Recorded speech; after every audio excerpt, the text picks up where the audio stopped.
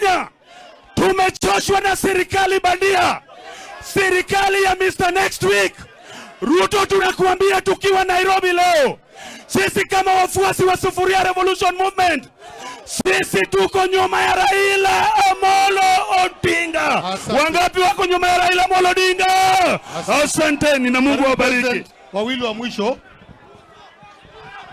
Comrades power! Comrades power! This is General Hannington Oguk, Kuso President. I'm here on behalf of all universities, comrades across this country. We want to issue a warning to Mr. William Ruto.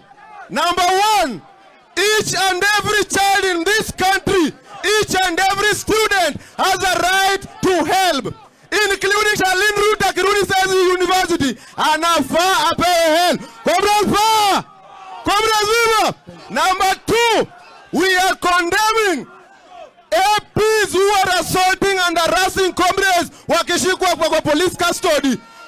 Comrades power! Number three, we want one man, one vote system. Comrades power!